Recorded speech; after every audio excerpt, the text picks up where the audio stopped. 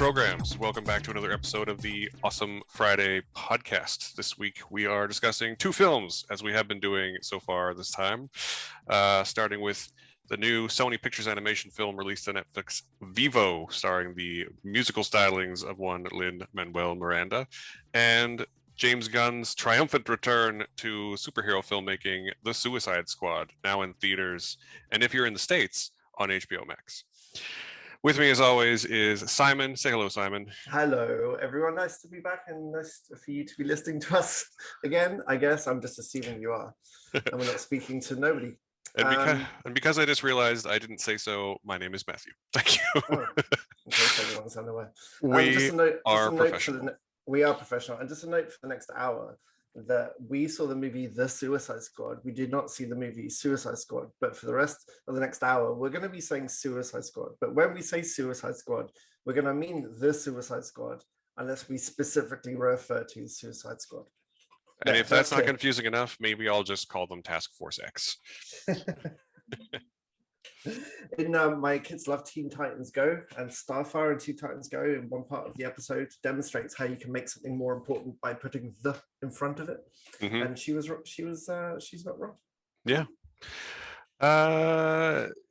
So movies are good. What have you been up to this week, Simon? Let's do our usual banter before we launch right into things. Well, what have I been doing? What media hast thou consumed? Oh, media, right.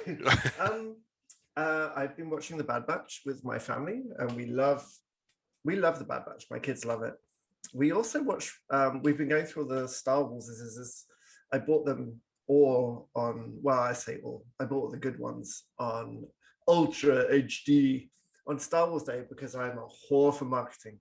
And I bought the original trilogy, and I bought Rogue One, and I bought Last Jedi on Ultra HD. So we went through all of them, and we got to Rise of Skywalker, and I'm not a fan of this movie for many reasons. I'm not going to go into any of them right now because that would be a whole podcast. But I thought it was important that they finished their journey. And so we watched Rise of Skywalker last week, and they loved it. My children loved it way more than The Last Jedi, which just goes to show kids have no fucking idea, really. But I think from rewatching, because it's only the second time I've seen it. The Last Jedi, I think, appeals to us as older Star Wars fans, as it is an older Star Wars fans movie, and Rise of Skywalker is a lot more stupid and straightforward. And the reasons why I kind of dislike it also make it probably a bit easier to follow than Last Jedi, but. I think that's fair. I mean, I think the thing that as much as I think that The Last Jedi is probably my second favorite Star Wars movie after Star Wars, and that's mostly because I have a thing for first versions of things. Yeah. It is very much a Star Wars movie made for me, the kid who watched Star Wars 30 years ago. Whereas most of the rest of Star Wars, including the prequels, which lots of kids I know love, are stories about space wizards made for children. Absolutely. I've mentioned to you before that I watched Phantom Menace with my son when he was 7, so it's about 3 years ago. And watching it with a kid actually is quite weirdly refreshing in how you view it, because he really, really liked it. And my kids' clear favorite of 4 to 9 is Return of the Jedi. They love Return of the Jedi. Or in my house, it's officially known as Release the Teddy Bears. And they shout that during the Ewok attack. But I have a sneaking suspicion that when we go back to the prequels and watch 1, 2, and 3, I think they'll probably like Phantom Menace the most, actually. I think they might have a trouble with...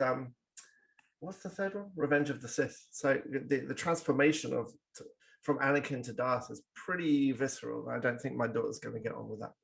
But maybe don't watch the Clone Wars stuff before you watch Revenge of the Sith, then, because he's actually a good character in that show. So it's and quite in many ways quite sympathetic. So Well, it's interesting you mentioned that because we watched all of Rebels, which was wonderful. Then we watched a lot of Bad Batch, and then the I can't say his name, Jersey Sad, the original the Samurai Jack guy who did the first Clone Wars iterations.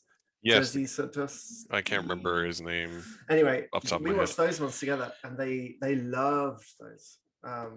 So it's really interesting to me as a diehard Star Wars fan what they connect with, especially as my son's way more into Harry Potter.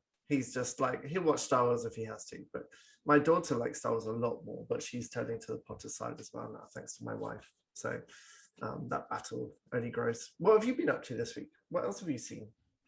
What I interesting have things? had a busy week of personal life BS, and also the main thing I should probably shout out that we'll probably talk about here in, I'm guessing, 2 or maybe 3 weeks. I'm not sure the timing off the top of my head, but the Fantasia Film Festival in Montreal has started, and we are thrilled to be attending virtually. And by we, I mean both of us, because we are both accredited, which is nice. Yay. And I have started watching films. And yeah, it's been there should be one on the site right now, I think, with another one at least to follow. Yeah, it's That's exciting. why, yeah, this is Awesome Friday on a Sunday, so by Sunday there should be two. And just watch for coverage. If all goes to plan, I'll be taking a personal week from the old day job, and should have much more coverage in the second week of the festival. It's great. I didn't Uh, realize actually that the coverage has started, that we could start writing about it, because I am very eager to sit through the Alien stage show, Aliens on Stage, and report back on that. That's something that's going to be a highlight for me. yeah, yeah. Well, we'll definitely have more to say about it in the weeks to come. Yes. So I also got the chance to see a Canadian indie film, which will be coming out on demand. And I'm not really supposed to talk about it yet, but a film called Black Conflicts, and it'll be coming out on demand later in the month, along with a review from me just ahead of that release. And I will be, unless circumstances get in the way, I'll be speaking with the director sometime next week as well. So oh, wonderful. that's quite exciting. Hooray. Yeah. But shall we jump into this week's selection of two films? What are we talking about this week? I think we should start with speaking about the new Sony Pictures Animation film Vivo, starring and featuring the musical stylings of Lin-Manuel Miranda, and Gloria Estefan. and Gloria Estefan, and a host of other people, really. Mm-hmm. Simon, why don't you take us away with you watched this more recently than I have, so why don't you take us away with a recap of the basic plot of Vivo? Okay, most basic plot is there's an old musician in Cuba who found and adopted a abandoned Kinkajou. He's animal, a Kinkajou. Kinkajou, which I kept hearing Pikachu, but it's not. It's Kinkajou. A monkey-esque creature called a Kinkajou, which is a protected rare animal. And through the power of music, trains it to be a fully performing, singing, dancing, maraca playing, drum playing, rapping monkey animal voiced by Lin-Manuel Miranda. So the opening number is actually my favorite part of the whole movie, where we are introduced to these two characters performing on the street in Cuba. And for us, we the audience can hear the Kinkajou speaking and rapping. We kind of discover later that other humans hear him just doing sort of animal squeaks, but it's a really vibrant opening. And so they are performing together, but the man whose name I forget, that Matt will remind me now. The character's name is Andres, and he is played by Juan de Marcos Gonzalez, who is actually quite a famous Cuban band leader, musician. Right. So Andres gets a letter from Maria, old performance, old love, old performing partner, who's performing a final concert in Miami, and he wants to go. He wants to go see her, but the Kinkajou Vivo does not want to go.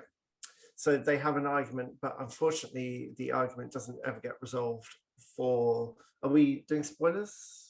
There are some I mean, it's spoilers. the first thing that happens, and he's an animated single parent. I think we can say that he's unable to go on Cradling this in it. quest to Miami to meet Yes. his old flame because he passes away, and Yes. passes on this quest to his son figure.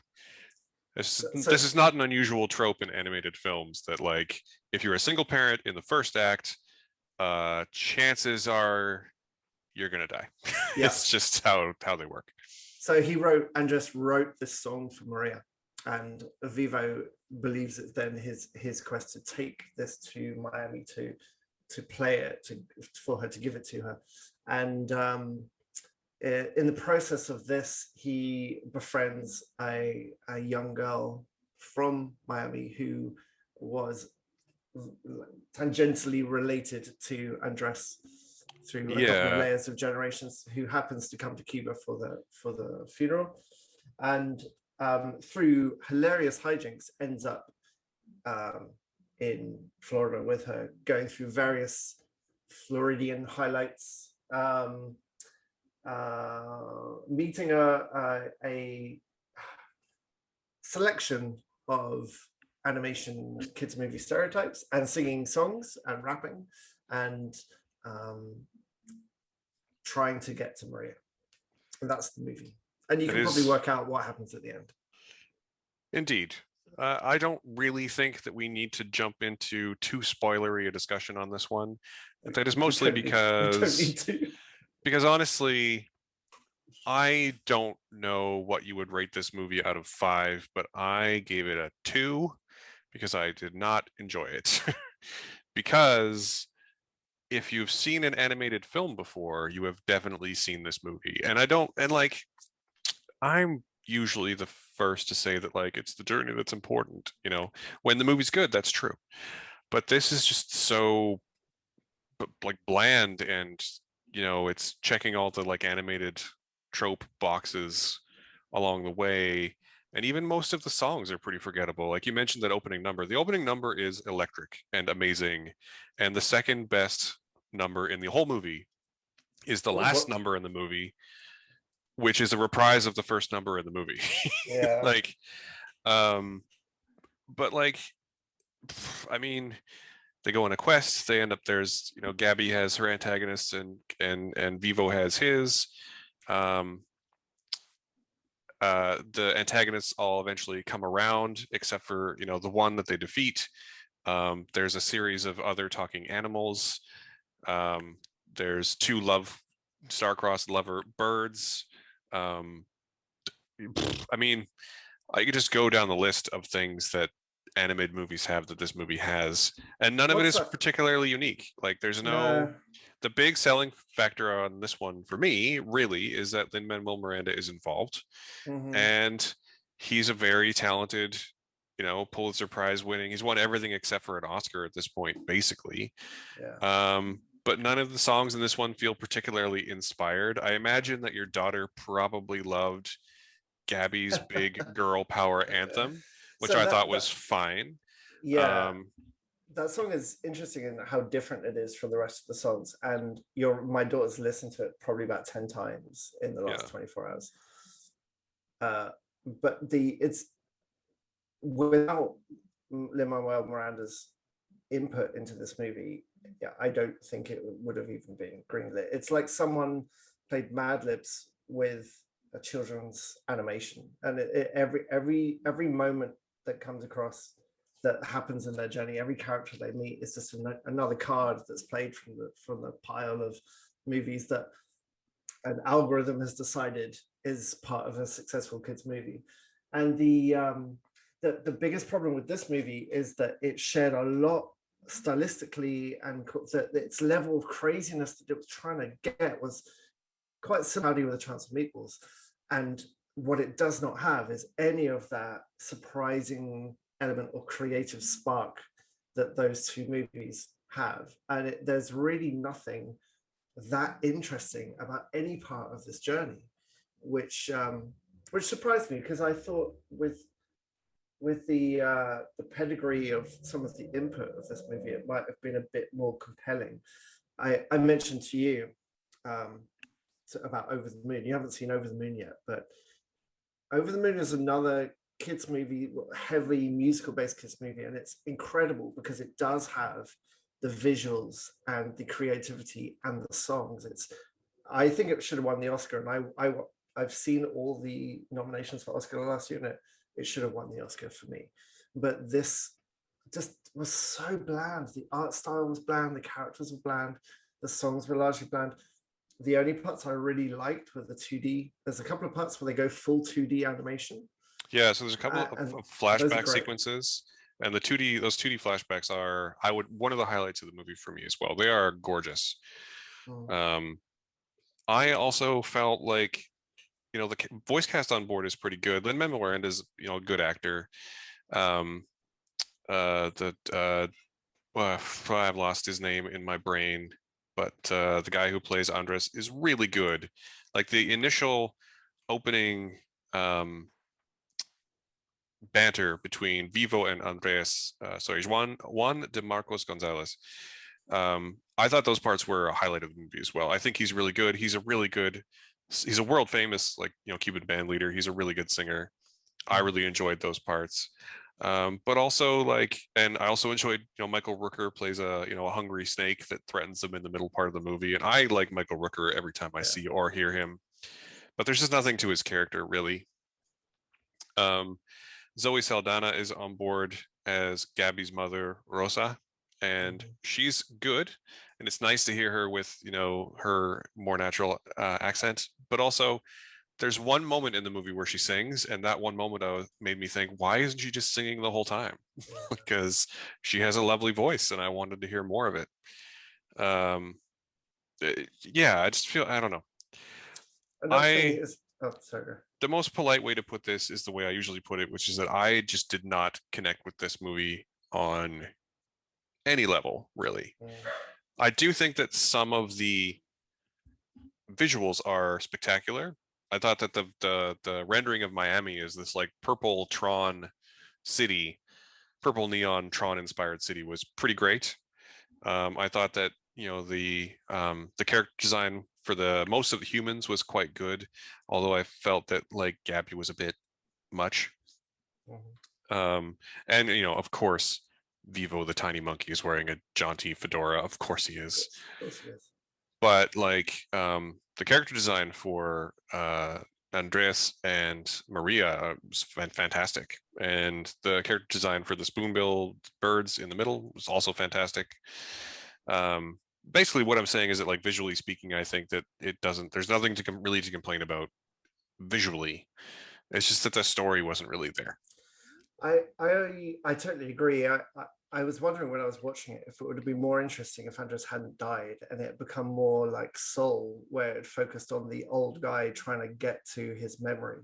Like, because he was a much more interesting protagonist than Vivo, and you would have sidestepped some of the cliched craziness that happens later on, like falling onto boats and making rafts and talking to snakes and stuff. Like, he was a very interesting character, and the first part of that movie where it's full like Latino music influences is definitely the most interesting. I don't know.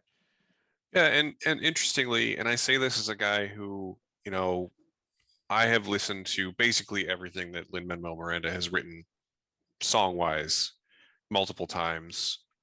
I've listened to the In the Heights score more times than I can probably count. I still haven't watched that movie, but I have listened to the original Broadway musical score and cast recording a lot.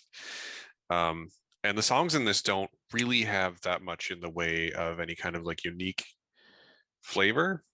Like even his songs for Step Up the Musical have a unique sort of style to them.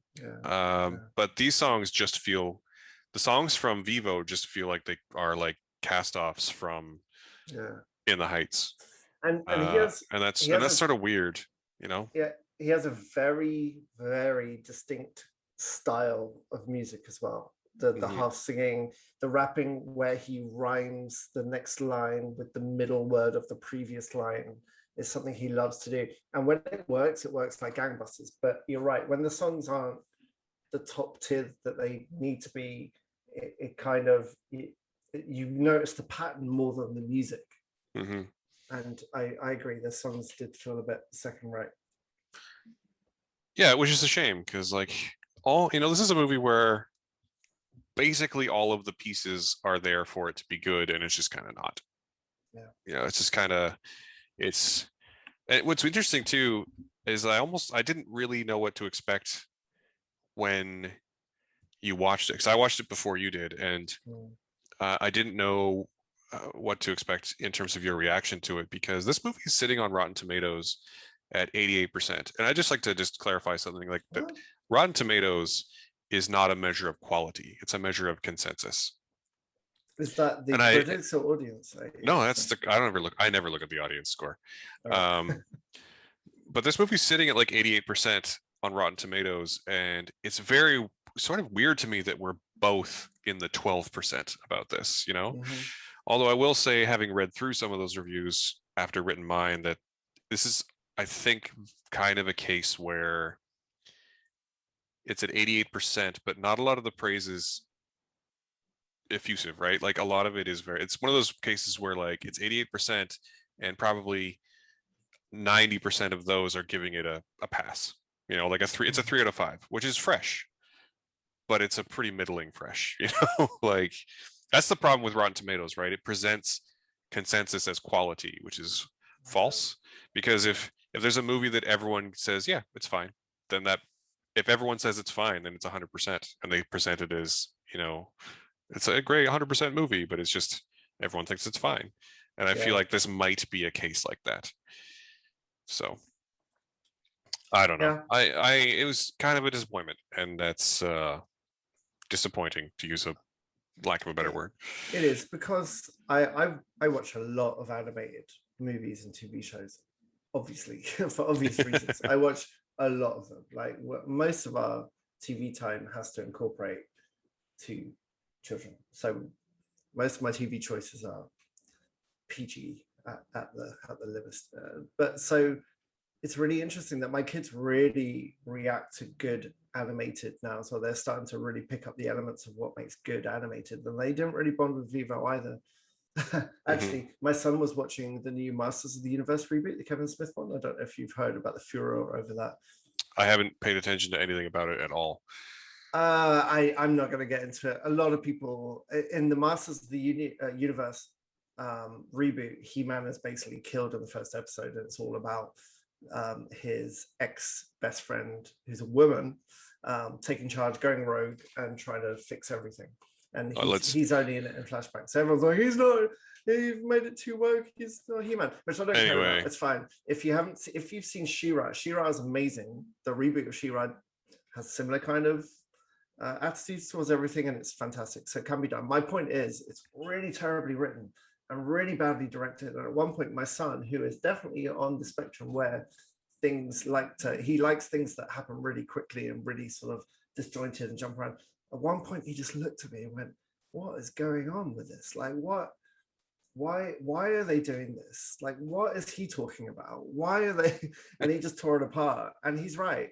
So for them not to really connect with Vivo, said a lot to me as well, because the action wasn't as good as Cloudy with a Chance of Meatballs, and the songs were not as good as Over the Moon. I mean, they've got many yardsticks now for quality, and this just wasn't up there with any of them. Well, it's interesting that you keep comparing it to Cloudy with a Chance of Meatballs, because Cloudy with a Chance of Meatballs was produced and directed by Phil Lord and Chris Miller, who, as far as I'm concerned, can do no wrong. Like they have basically a perfect track record when it comes to project they've chosen. And I've been following them just to be a bit of a hipster since before it was cool, because my first exposure to them was the animated television show they did for YTV in Canada called Clone High in the early zeros. So I've followed them for a long time, and they've done Cloudy with a Chance of Meatballs, and they've done 21 and 22 Jump Street, and they did the Mitchells versus the Machines, and they produced Into the Spider-Verse, and they just seem to have a sense of how things work. They really do. And while Vivo shares an animation house with them, because they do most of their work now with Sony Pictures Animation, they were not involved in this at all. The person who directed this movie is the same person who directed The Croods, which, to be fair, I haven't seen, but it's not exactly a revered work of cinema as far as I know. So I think, I don't want to say that there's like an A team and a B team or anything like that, but I think that definitely, I'm not sure that's a fair comparison, I guess is what I'm trying to say, I because, you no, know, and I think you can compare when something's trying to have the same kind of tone. oh no, I'm Like not when saying one, I'm not saying you can't compare it. I'm just saying I think that like it's not fair to Vivo because they're just this is never going to live up to oh, I that. see. Like it's just never going to No, happen. two things I love about this conversation that I'm going to just add is that first of all, Cloudy with a Chance of Meatballs 2 is not just one of the best animated movies, but one of the best movies you're ever going to see. So I have watched that movie so many times. Please, if you haven't seen either of the Cloudy with a Chance of Meatballs, don't be put off thinking it's a kids movie or an animated movie. Go and watch those movies because the second one is one of the funniest, best, most creative movies you'll ever see. It's as good as Spider-Verse for me. And the Oh, second thing is that one thing I love about you, one of the many things I love about Matt is that whenever anyone in our text group talks about Lord and Miller, the next text is, you have to see Clone High. Here's a link to Clone High. You should watch Clone High. Here are the places you can watch Clone High. And because no one's seen it in our group. And I think it drives you crazy because it was like, yeah, no, we will. And you're a big, like, you go to bat for Clone High like every single time we talk about this. well, you know why I do that? Because it's very Because it's good. fucking good. It's interesting. I own that show and I rewatched a bunch of it recently, and it's interesting because it's definitely very early zeros and it's definitely got some problematic elements, but it kind of always did. Like we're talking about a show that like a group of people in India did a hunger strike over because of its depiction of Gandhi as like an ADD diagnosed What? party person. It he's like that guy in high school. It's really funny, but I totally get why they didn't connect with it. But you all should try and watch it because there's a reboot of that show coming, and they are involved in it. Like Lord and Miller Mm, are involved in it, so like we're gonna get more of it. And I should make you watch it, and we should you podcast about it should. sometime Yeah. because it's really good. And I I would, it's it it it's good. We're just gonna get derailed if I keep talking. I So have I let's. have a I have a list of media that is Matt's "I told you so" list, where he goes on and on and on about something until I watch it, and I go, yeah, Creed's a really good movie, and all I get is like giant block capitals, "I told you so," and he did, and he was right. Yep, all of this is true. And Um, you're never usually wrong. I can't think of a time where you've been that's something's been on the list and you've been wrong. They've all been pretty stellar. I was not expecting to like Creed. We won't talk about Creed. I was not expecting to like Creed. I have no interest in boxing. I don't like sports movies. And Creed is absolutely. I watched it twice in 2 nights. I watched it back to back because it was so good. But anyway, let's not yeah. talk about Creed. So that's very much like Vivo. Yeah, I wish Vivo had been like Creed. Oh my um, god. so I think we can close up on Vivo now Yeah. just by saying that like it's definitely out there, and you know, I'm always on team. You should try watching it for yourself because there's every chance you might connect with it, but neither of us did, and I think that's a shame. If you're on Netflix and spooling up Vivo, just go and watch Over the Moon instead. It's another animated musical, and it is so much better. And if you are okay with your heart being torn out and shredded and then stuffed back into your chest, that's fine. But honestly, it's so much better. Just go and watch Over the Moon. Yeah, it's Matt, go watch Over the Moon. You should watch Over the Moon. yeah, maybe you can finally have an "I Told You So" movie. Yay! Right. Well, that All right. is Vivo, out now on Netflix. If you don't have a Netflix account, I don't understand you at this point. Um, Okay. maybe actually I might admire you for it because everyone has Netflix and that's a choice. But moving on, shall we jump over to the Suicide Squad? The Suicide Squad. Yes. So the Suicide Squad, James Gunn's triumphant return to the superhero genre. We won't go into it because it would take too long to discuss, but James Gunn was let go from Marvel a few years ago after the successful release of Guardians of the Galaxies 1 and 2 and his involvement in Infinity War and Endgame. over basically a bunch of right-wing internet douchebag trolls dragging up a bunch of his, past um, jokes and humor, and he was effectively they tried to get him canceled for it, to use the parlance of our times. Um, and in that time, it was all bullshit. He was eventually reinstated because, unlike most people who get canceled for the shitty things they've said in the past, James Gunn has talked at length in the interim period of him saying those things, which, to be fair, were just really juvenile jokes. But in the interim between that happening and him getting canceled, he had spoken about it many times and about how he'd regretted his behavior and he'd apologized for it, and he had grown as a person. But that is the shortest version of that story you're ever going to hear. Anyway, the point is that in the interim of being ousted from Marvel, DC basically immediately hired him and gave him $150 million to make a Suicide Squad movie, a loose sequel to David Ayer's 2016 film Suicide Squad, featuring many of the same characters. And that movie is out in theaters now. It features a cast of 1,000 DC B and C and D list characters, villains and anti-heroes going on a mission to the fictional island nation of Corto Maltese, not because of the military coup that has unseated the friendly dictatorship, but because of the secret Nazi experiment that they hold there that needs to be destroyed. And that is basically the whole movie. A bunch of misfits, a bunch of wisecracking, foul-mouthed misfits go to a place to do a thing. It sounds a lot like Guardians of the Galaxy because There's a that reason for that. I mean, yeah, we're talking about a movie that is basically, if you can imagine Guardians of the Galaxy with an R rating, that's probably pretty close to what we're talking about. Yeah. Basically, am I wrong? I don't think I'm wrong. No, I was just thinking about the R rating. I read when we came back and I was looking through Twitter, someone that you had retweeted said that sometimes the restrictions of a PG-13 are a good thing. And they said, not referring to anything in particular. Yeah. And the Suicide Squad revels in how gory it is. It's very I think this is probably going back to James Gunn's sort of Slither days, where it's very kind of B movie So the horror. interesting If in a way like Commando. If you've ever watched Commando, So if it's a you bit like really that. want to get a feel for James Gunn and his sense of humor, you have to go back further than Slither. I mean, I think Slither is a really good example of his sense of humor. It's very juvenile, it's very splattery when it comes to his filmmaking. But you have to remember that James Gunn's first break in the industry was that he worked for Lloyd Kaufman and Troma for a very long time.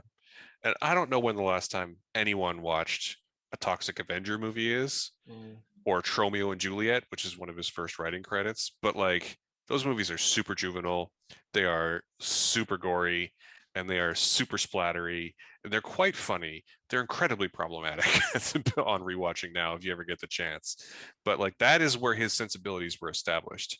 And his sense of humor is the best way I've seen it put is stubbornly juvenile. And I don't, sounds like I'm complaining and I'm not, but it's definitely a style, and it definitely revels in just being as splattery and ridiculously violent as possible. Um, this is probably the most James Gunn movie in a long time because of the R rating. Absolutely. I mean, they gave him all the money. They gave him whatever the highest rating he wanted, and by all accounts, they said do whatever you want. Like you can just go and take this license that is already a little bit problematic for us because of the big story with David Ayer's version, and just do whatever you want. And so he did, and for better or worse, it's very much him as a movie, more so than Guardians, I think. Yeah, yeah, like that's probably true. I do think it sounds like we're complaining. I'm not. Like I liked this movie. I'm just not at a point where, like many other people, I'm not like over the moon about it. There's lots of people who seem to really love this movie, and I just like it. I think it's fine. I think that there's a couple of really good performances. I think there's a couple of really good jokes. I think that the story for the most part works. There's a number of time jumps that I feel make it feel a bit disjointed. That's an awkward sentence. Um, but overall, I think it's really good. I think that there's only one moment in the entire movie that feels like the studio gave him a note at all, and I think that is something we're celebrating. That just doesn't happen anymore, right? Like movies, more than ever, are a producer-driven medium, and if you wonder why all the Marvel movies feel very samey, it's because Kevin Feige is there to tell them to do the same thing over again, right? This feels very much like DC and Warner Brothers. It's in line with, say, Aquaman and Shazam, and for better or for worse, Wonder Woman 84, where DC and Warner Brothers seem to be saying to their filmmakers, like, just do whatever you want. Like, Yeah. at this point, we want to be the anti-Marvel, and that means we need to really embrace our filmmakers and let them do whatever they want. Um, I don't think I think that's a really good thing. I think that it's good to let filmmakers' voices shine through, and I'm glad that James Gunn got to make this movie. I think it's fine. Yeah, You I know, agree. I it's don't disagree. I don't disagree with anything you said. I think there's it's as a whole, it's an enjoyable movie, and it's not a bad movie. It's just I think that the good bits are kind of dragged down by some directorial excesses. Like you mentioned, the time jumps. It particularly for me, the last third of the movie, the last act of the movie has this, instead of running to the team kind of fragments off, and instead of running it with sort of parallel edits so you could get a feel of the action building to a point, it does all of one version and then it rewinds 8 minutes and does all of the other one, and it starts with this introspective looking through an aquarium window, and the pace is just gone. Like the I do think some of the needle drops felt a bit more like this is the song I want to use, instead of this is the best time to use that song in this movie. I do think that there were a couple of more than a couple of moments where his kind of directorial style just took the wind out of everything, and I would have liked to have seen a tighter push and tighter edit. And the ed is incredibly juvenile and incredibly gory, but I definitely want that sometimes from my movies. If you're okay going in with that, that's fine, but it's really not nothing more than that. There is an interesting moment on a bus where it does some emotional backstory for a couple of them at the same time, and that's very sweet. And it's nice. Someone said on Twitter that there's a movie that finally knows what to do with Idris Elba, and I really got that, because I haven't really. There's been lots of movies where he's kind of looked a bit uncomfortable. I felt that in what's the Fast and Furious Jason Statham, Hobbs versus Shaw. mm-hmm. Kind of just looked a bit uncomfortable. He's fantastic in this. Like, he is fantastic. He is just tearing things up, and he has these moments of softness, but he doesn't try and pretend that he's good. And he did really, really well. But particularly for me, the actress who played Ratcatcher 2, Daniela Melchior, was standout. And I really want to see the rest of her filmography now, because she was really, really wonderful, really touching. Yeah, she's the beating heart of the film, Yeah. really. And trivia moment, she voiced Spider-Gwen in the Portuguese dub of Into the Spider-Verse. That's good Um, to know. but her filmography is quite short, actually. I think this is Yeah. pretty much her first American production, but she's Yeah. really, really good. Idris Elba is really good. I actually thought that Joel Kinnaman was quite good this outing as well. Mm-hmm. It's Joel Kinnaman is a really interesting performer when the director knows how to let him be a really interesting performer, because Mm. otherwise he's just a big torso with a small head. It's just beef. He's just a beefcake. But Yeah. when they let him go, he's actually really interesting, Mm. and he has a really interesting and dynamic presence in a film or a show. And I think this was a good example of that. I mean, everyone's going gaga over John Cena. I think this movie used John Cena quite well, relatively speaking. I think his style of like deadpan delivery either works for you or it doesn't, and I think it Yeah, worked. I think it worked in this one. Probably, I works for the mean, character. works for the character, yeah. Yeah. I do also. There's a scene in the middle where, just for some context, so it's set up, with Amanda Waller as the head of Task Force X, and she brings all these characters together, and she offers them 10 years off their sentence in prison, or death, basically, to go on this mission. And most people take the deal. And she introduces Idris Elba as Bloodsport by saying he was raised to kill from birth by his father. Anything in his hands is a deadly weapon.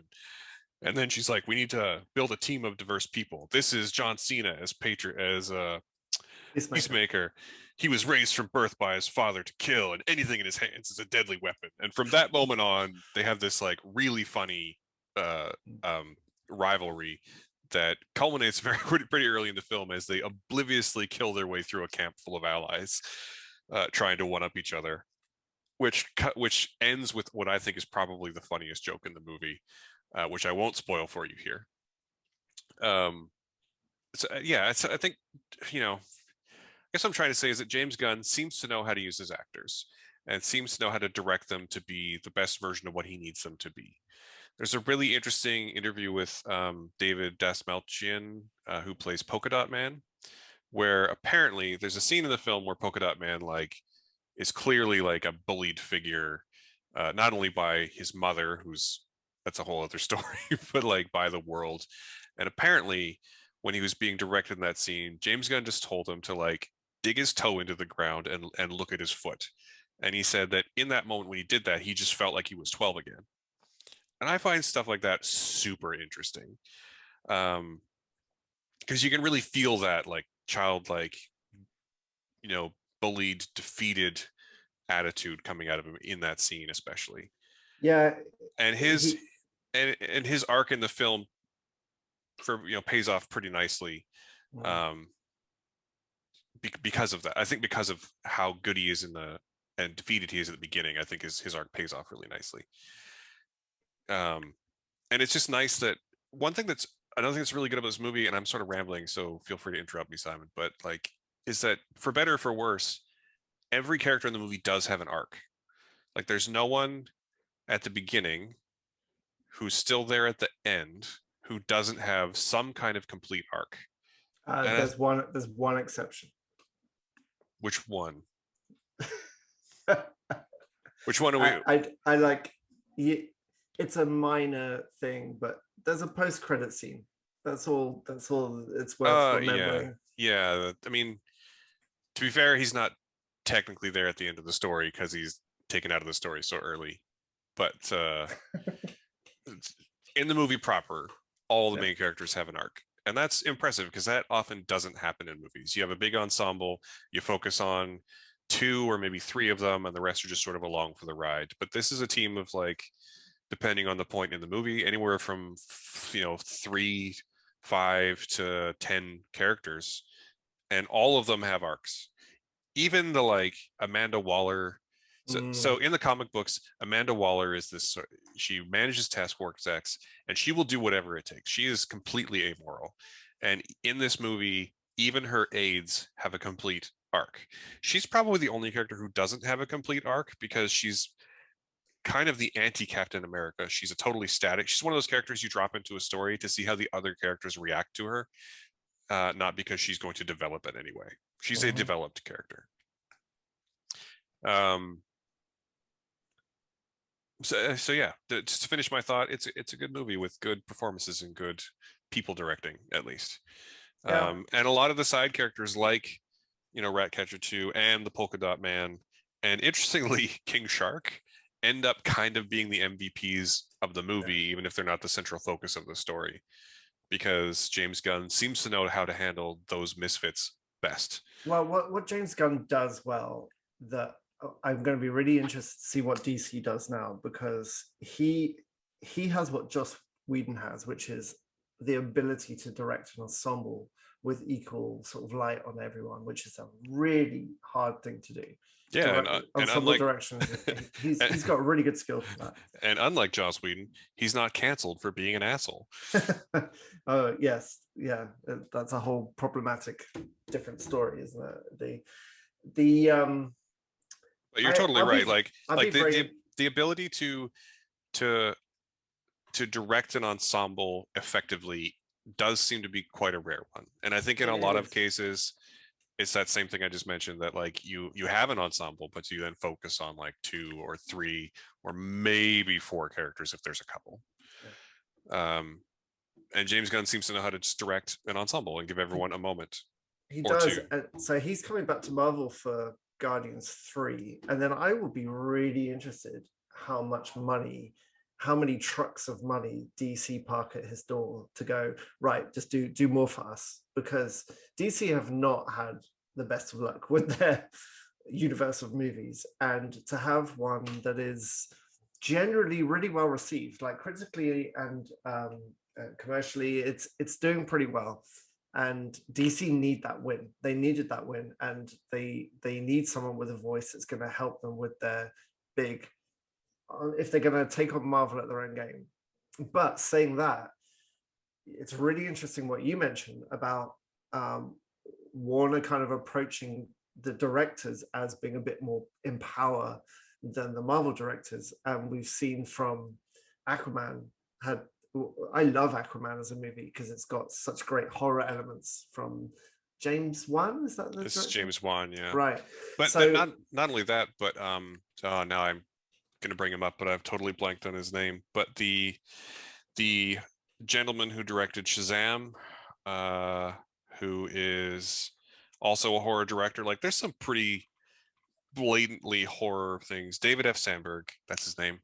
Um, there's did some he do? blatantly horror-ish elements in Shazam as well, and that movie is super weird in the best way. Mm. And um, what was the other one? And Birds of Prey. Birds of Prey is also a movie that is super weird in the Mm. best way. Yeah. And I think We, when they let their filmmakers do their thing, mm-hmm. I think that their more recent output, although there have been a few misfires, Mm-hmm. their more recent output has been far greater than their earlier. We must conform to the Zack Yeah. Snyder aesthetic and tone universe. Since they've Yeah. sort of let people start running wild, which really sort of started with Aquaman, really, um, Mm. I think it's been far more successful. Um, and even because it's really, I mean, what Wonder Woman 84 has really been the only misfire since they loosened up a bit. Since the higher ups at Warner Brothers changed and they loosened up a bit, Wonder Woman 84 has really been the only misfire for me, I would say. Yeah. Um, which is a shame because uh, I still think that the first Wonder Woman is one of the better DC movies. Maybe It's the the best. Maybe the yeah, best. it's the best for me. Yeah, definitely. I do think if they have the guts to follow through with this idea of getting very different directors for each of the projects, even for different Suicide Squad movies, like someone mentioned today about making a series of movies and each one have a very different director. I think it's a great idea.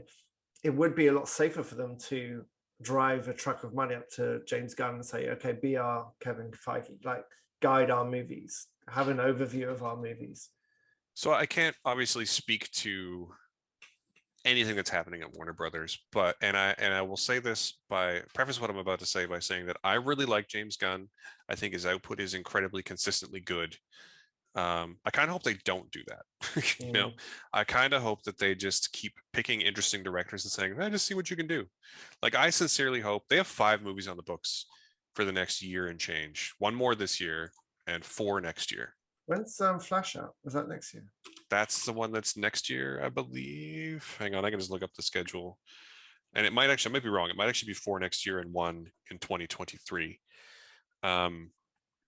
But I kind of hope that they just have picked directors and say, all right, just go do your thing. We do need these to vaguely connect at some point, but just do what you're going to do. Just do what you're going to do. So the Flash director is the director of It Chapter 1 and 2 and Mama as well. So again, they've gone with a horror director Yeah, for one of Andy their Andy films. Muschietti. Mhm, David F. Sandberg is back for Shazam, Fury of the Gods. So mhm. the next DC films that are on the books are Matt Reeves' The Batman, and Matt Reeves is well known for directing the second two of the recent Planet of the Apes trilogy. Jean Collet-Serra, who directed recently Jungle Cruise, but also The Shallows and The Commuter and Nonstop, and a whole host of really high grade B movies, B action movies, is directing The Rock in Black Adam. Andy Muschietti is directing The Flash. James Wan is back for Aquaman 2, and David F. Sandberg is back for Shazam 2. So See, that's a really interesting slate. that's a really interesting slate. And it's funny, I remember mentioning to you last night, I was like, DC has 5 movies planned in the next like 16 months. And then I realized that Marvel has 10. So it's just, it all sounds exhausting now. But my hope is that they do keep on with this sort of anti-Marvel formula where they just let people run wild and don't really worry about continuity until someone's like, you know what, I want to make a movie with Aquaman and Batman, and then they make someone and they just do it and they don't really worry about the continuity. Like it doesn't have to be. And to be fair, Marvel's continuity is not as tight as a lot of people will tell you that it is. It's so they retcon their way through their entire universe. Mhm, Um, but I just hope that they just play it fast and loose with the continuity and focus on making good, super weird movies. That's what mhm. I want. Big, bright, colorful, weird. That's what I want Yeah, from movies. creative and fun. Those are really two elements that I really react to. And honestly, to be fair, I put off watching Aquaman for a long time because I was pretty burnt out on superhero stories. And when I finally watched Aquaman, because it's so creative and it's so dynamic, and it is every time you think it's reached the peak of where it's going to go, it just adds like a whole new layer. And it's such a pleasure to watch. It's a really, really good, interesting movie, and I would love We're talking about a more. movie that manages to maintain geography in the big final battle, which takes place underground with no visible landmarks. So Mm, that's like it's yeah. impressive. And it's weird and it's colorful and I really enjoy. And it has Julie Andrews playing a Leviathan, which is just chef's kiss emoji. It's Of perfect. course. Yeah. So yeah, I mean, yeah. I in general, I'm really intrigued and happy with the way that DC movies are trending, and I hope they keep doing it. I just to sort of come bring it all full circle. I really like this movie. I don't love it, but I do think it's really good, and I do think it's worth seeing and celebrating. I think if you asked me to rank the movies, it would be in the top 5, but not near the top of DC movies for me. I think it'd probably be like 4 or 5 would be my guess. Right. And maybe I'll think about that for later next week. Right. I But liked it less than you, I think. I don't think as a whole it really I don't think the good really outweighs the problematic, but it's not a bad movie. It's just fine. It's just totally right down the middle average. yeah, And it's very, very superficial. And I always kind of listen to how much I want to rewatch something. So if I watch something over and over and over, I know that there's something in there that is creative and fun and interesting. And I have no need to ever watch Suicide Squad again. And I've watched a lot of gory movies. A lot of the movies that it's aping, I've watched. Or using as influence, I should say, that I've watched and I have rewatched many times. And I've watched the first Guardians so many times. It's one of my favorite MCU movies. And this just didn't have that spark for me. Didn't have that warmth or creativity for me. mhm. And I think that's fair. I think it's interesting that, as with, maybe not to the same degree, but as with Vivo, we're not in the minority on this one, but we're definitely not. There's a Mm, lot of very uh, loud praise of this movie, mhm. and I get it, but I don't necessarily share it. I just think it's fine. I think it's good. I think it's a solid 3 out of 5. You know, Yeah. if it's a quite a long time ago now, I stopped giving out in my. I only do star ratings on Letterboxd, not on the site. But I decided quite a while ago now that I would only give out whole stars, so like 1 to 5, no halves. I think if I was still giving out half stars, this might be a 3.5. But as it stands, it's just a 3. Because I acknowledge that a 3.5 is just a really good 3. So it's a 3. Like it's funny. I made this choice because I keep seeing. I actually have a really hard time when it comes to rating films. Like I enjoy talking about films, but I actually have quite a hard time narrowing down. The wider the scale is, the harder of a time I have narrowing it down to a rating. And I have friends and colleagues that I speak to who are like, yeah, the movie's an 87 out of 100, or it's a 57 out of 100. And I'm just like, how do you come down? Like, what scale do you use Someone to on Twitter, come yes. Sorry, go ahead. to come down to such a specific number? I can barely give movies Yeah. a 1 to 5. So Like someone using the 5 scale on Twitter, a professional reviewer, gave Suicide Squad 4.7 out of 5. And I was thinking about that for a long time, like 4.7. What makes it slightly higher than a 4.6? Not quite a 4.8. Like, yeah. It's completely arbitrary. And like, to be fair, maybe I should just engage with these people and be like, tell me how you do this. But yeah, there's a guy on TikTok who I follow who, like, when he actually gives reviews, he's like, yeah, it's a 3.8 out of 5. And I'm like, how do you come to 3.8? Like, why not 3.5? Why not 4? It's just like, anyway, that's a whole other discussion. That's how that is. Yeah, ratings as a whole new Yeah. thing, isn't it? The thing is, and I think that I blame Rotten Tomatoes for a lot of this, but one thing to keep in mind, folks, is that when you're listening to us talk, or any critic or reviewer or enthusiast talk, the thing is that I think it's important to be able to make up your own mind, and you should ignore our ratings and just watch things for yourself. That's my advice 100% of the time. Just because I don't like something doesn't mean you won't. Just because I love something doesn't mean you won't. And you should make up your own mind. And just remember that Rotten Tomatoes and Metacritic and all of those things are only measures of consensus, not of quality. And as with Vivo, like I said earlier in the show, Vivo's sitting at about 88% on Rotten Tomatoes, and we're in the 12. And that's going to happen. And it's going to happen the other way too. There are movies that are rated like 20, 30, 40% on Rotten Tomatoes that I adore. And Ghost Rider Spirits of Vengeance, 18% on Rotten Tomatoes. Yeah. Genuinely my favorite Marvel movie. Yeah. So make your own choices, make your own decisions, form your own opinions, is what I'm trying to say. So yeah, that's very much like Suicide Squad. It really is. Yeah.